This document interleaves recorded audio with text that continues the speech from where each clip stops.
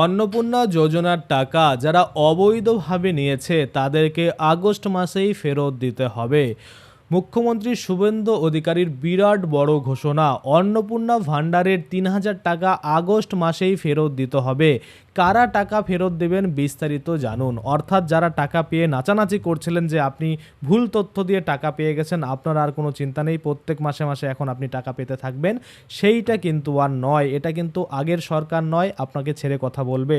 পরিষ্কার কিন্তু বলেছে আগস্ট মাসেই কিন্তু আপনাদের টাকা ফেরত দিতে হবে, অর্থাৎ যারা অবৈধভাবে নিয়েছেন। তাহলে অবৈধভাবে কারা কারা নিয়েছেন কীভাবে বুঝবেন? কোন কোন ক্রাইটেরিয়া বা কোন কোন নিয়ম দেখলে আপনি বুঝতে পারেন যে আপনি অবৈধ রয়েছেন বা অবৈধভাবে টাকা নিয়েছেন? তাই যারা টাকা নিয়ে বসে গেছেন তারা কিন্তু নিশ্চিন্তে বসতে পারছেন না, কেননা আপনাদের টাকা এখন আগস্ট মাসেই ফেরত দিতে হবে। কি কি বলছে আমরা বিস্তারিত জানবো, এবং যারা টাকা পাচ্ছেন না কবে টাকা পাবেন, এবং যাদের অ্যাপ্রুভ হয়েছে টাকা ঢোকেনি, যাদের আন্ডার ইনকোয়ারি রয়েছে, আন্ডার প্রসেস রয়েছে, তাদের কি করতে হবে, সমস্ত কিছুই কিন্তু আজকে আমরা এই ভিডিওর মাধ্যমে দেখে নেবো। তো চলুন বেশি দেরি না করে ভিডিওটা শুরু করা যাক। ভিডিওটা শুরু করার প্রথমেই আমি আপনাদের বলতে যাবো, যারা ফেসবুক থেকে ভিডিওটা দেখছেন তারা অবশ্যই পেজটাকে ফলো করে নেবেন, আর যারা ইউটিউব থেকে দেখছেন তারা অবশ্যই চ্যানেলটাকে সাবস্ক্রাইব করে পাশের বেল আইকনটাকে এনাবেল করে নেবেন। কি বলছে মুখ্যমন্ত্রী শুভেন্দু অধিকারীর ঘোষণা, অন্নপূর্ণা ভাণ্ডারের ৩,০০০ টাকা আগস্ট মাসেই ফেরত দিতে হবে।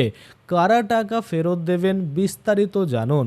কারা ৩,০০০ টাকা ফেরত দিবেন এবার কিন্তু তাদের নিয়মগুলো বলা হয়েছে, আর অবশ্যই একটা টাইম কিন্তু বেঁধে দেওয়া হয়েছে, সেটা হচ্ছে আগস্ট মাসের মধ্যেই ফেরত দিতে হবে।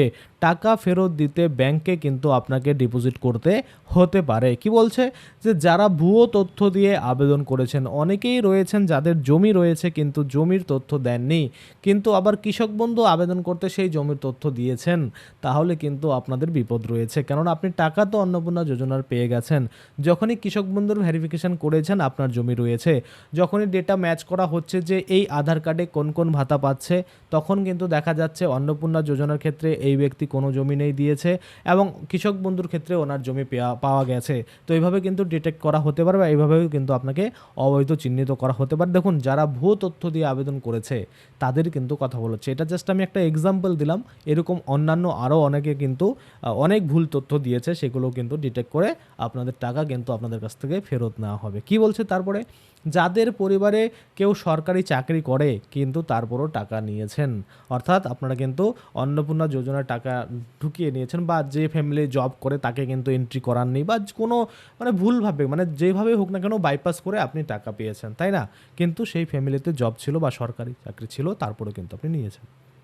আচ্ছা, তৃতীয়ত বলা হয়েছে, তৃতীয়ত কি বলেছে, যে যাদের পরিবারে মাসিক আয় 1,00,000 টাকার বেশি, দেখা যাচ্ছে অনেক ফ্যামিলি এমন রয়েছে কেউ জব করে না, কিন্তু তাদের দোকান শপ বা অন্যান্য কোনো বিজনেস রয়েছে যেখান থেকে প্রত্যেক মাসে 1,00,000 টাকার বেশি কিন্তু তাদের ইনকাম রয়েছে, এবং তারপরেও কিন্তু এই অন্নপূর্ণা যোজনার টাকা নিয়েছে, তাহলে তাদেরকেও ডিটেক্ট করে কিন্তু টাকা ফেরত দেওয়ার যে নোটিশ সেটা কিন্তু বাড়িতে পৌঁছে যাবে। আচ্ছা, তারপরে বলেছে কি, যাদের বাড়িতে 3টার বেশি রুম আছে, পাকা রুম, ছাদ দেওয়া রুম 3টার বেশি রয়েছে, তারাও কিন্তু টাকা পেয়েছে। আর এইটা কিন্তু ম্যাক্সিমাম মানুষের রয়েছে, কারণ প্রত্যেকটা বাড়িতেই ম্যাক্সিমাম একটা ঘর যদি বাড়ি বানান আপনি, তো 3টা রুম তো হয়েই যায়, না হলেও 2টো রুম তো হয়, একটা হল রুম হয়, 3টে রুম হয়ে যায়।